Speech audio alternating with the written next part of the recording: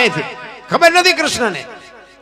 અને રૂક્ષ્મણી આમ જોયું ને એ કે ઓલો માણા હુઈ ગયો છે એના વાળ ને પંપાળે છે, આ કેટલું દેણું કર્યું છે એમ.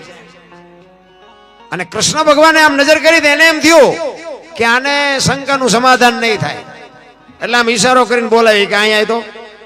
એટલે રૂક્ષ્મણી અંદર આવ્યા એ કે હું બહાર જઉં છું અને આ વાળ છે ને કોરા કરજો, અને કોરા થયા છે કે નથી થયા હાથે ન ખબર પડે ત્યાં ગાલે અડાડજો એટલે ખબર પડે કે કોરા થયા છે કે લીલા છે.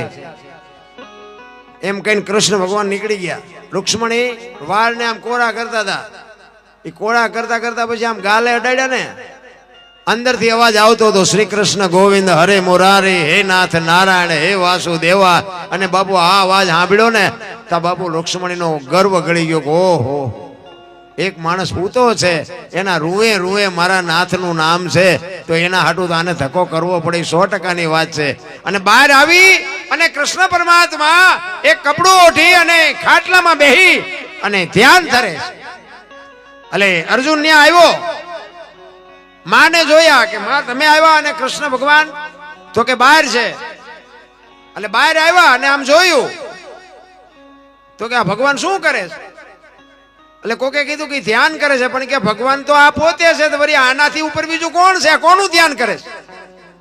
મને તો એમ કે ભગવાન આ એક જ છે.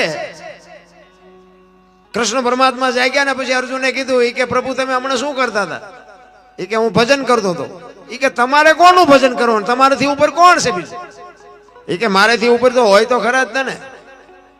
તો કે પણ કોણ છે, મને તો હું તો તમને જ કહું છું ભગવાન તમે જ છો, તમારાથી વળી ઉપર કોણ. તો કે મારો ભગત છે ને એ મારા કરતા મોટો છે, મારા ભગત માટે ભજન કરવું પડે, એ ભજન કરવું પડે એમ કીધું. અને અર્જુન ને મલપા શંકા જાગી કે હું આનો ભગત છું, આ મારું ભજન કરે છે. એ શંકા જાગી ને તો કૃષ્ણ પરમાત્માએ તરત કીધું અર્જુન તને જે માલપા ઉગ્યું ને એ ખોટી વાત છે, તારું કાંઈ ન આવે એવા મારા ભગત દુનિયામાં પડ્યા છે. કે તારું કાંઈ ન આવે અને તારે એવા ભગત જોતા હોય ને તો હાલ મારી ભેગો.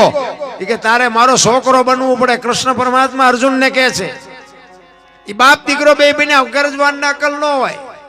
એ કે છોકરો બનવું છે પણ જોવું છે તમારા ભગત કેવા છે.